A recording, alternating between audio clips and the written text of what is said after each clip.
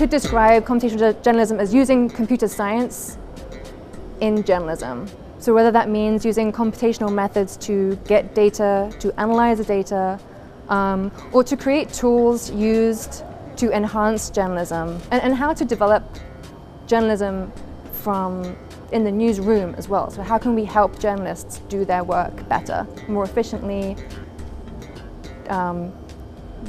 get data that they haven't been able to get before, visualize it in ways they haven't been able to before, to improve their experience and to improve the experience of the readers. So I think GitHub offers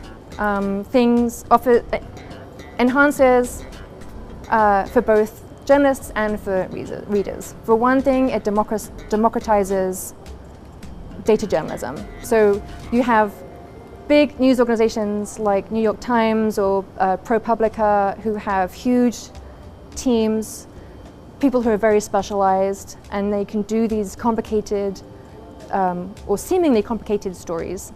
And then smaller news groups are unable to hire huge teams, or they have self-taught journalists who have taught themselves how to do data journalism.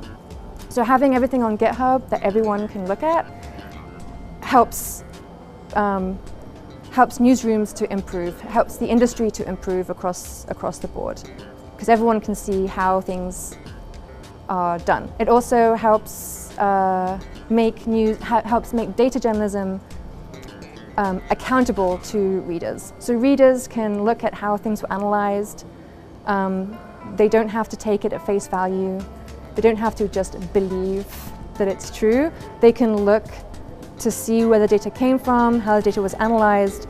They can see where the values came from that the article is talking about. I think this is one way that journalists can build trust with their readers if they have everything available to be scrutinized. I think journalists shouldn't worry about losing their advantage by publishing their code, because the value is the story itself. It's not the significance of their story is the story. If the code is shared, they don't lose the edge.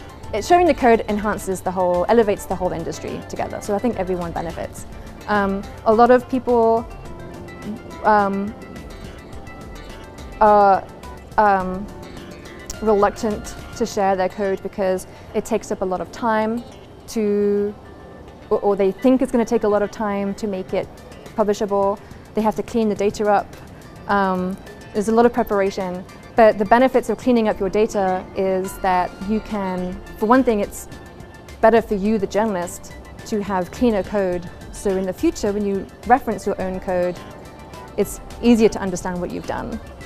So many times a project is quickly put together and the code's very messy, and you look at it a week later and you have no idea what you did.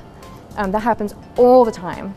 So if you write your code from the beginning with the understanding it's going to be published, it will be cleaner. You'll also catch mistakes more easily. When you check your code to make it published, you will find errors because you're thinking about it more critically with knowing that somebody else is going to read it. So it makes your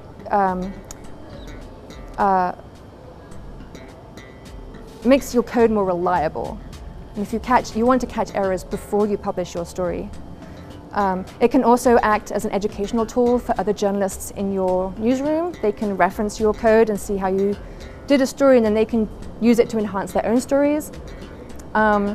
Obviously, as we mentioned before, it can act as a way to make your work accountable, to be accountable to the public reading your code.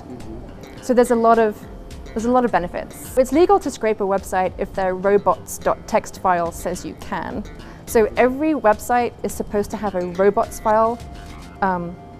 So if you go to the root directory of a website and then add robots.txt, they should have a text file there that you can read, and it will give you all the parts of their website that you cannot scrape or that you can scrape. If there's no robots file, I think you can scrape whatever you want. And the robots file is a request. It's not legally binding. Oftentimes it's only used to prevent you from slowing down their server so that they can't serve their information to other people. So if you are polite and only scrape one page every 3 minutes, they won't notice you and you won't cause them a problem. Ethics in computer science is lacking, and I think that transfers into computational journalism or data journalism as well. Because it's hard to predict how a skilled person might be able to identify an individual. So, with my skills, I might not be able to figure out somebody's movements across a city based on taxi data, but a skilled person with some creativity could look at taxi, longitude, latitude, pick-up, drop-offs, and figure out who's taking those rides and expose somebody for if they visit a questionable establishment. So it is difficult.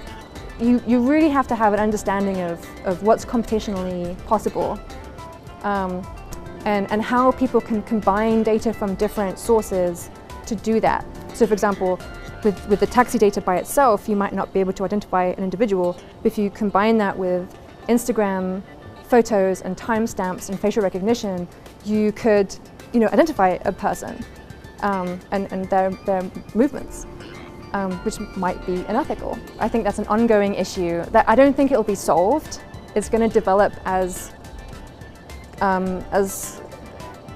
computational approaches develop, and as people get cleverer with hacking, and people get cleverer with these things all the time. So it's a moving target. I don't think it will be solved.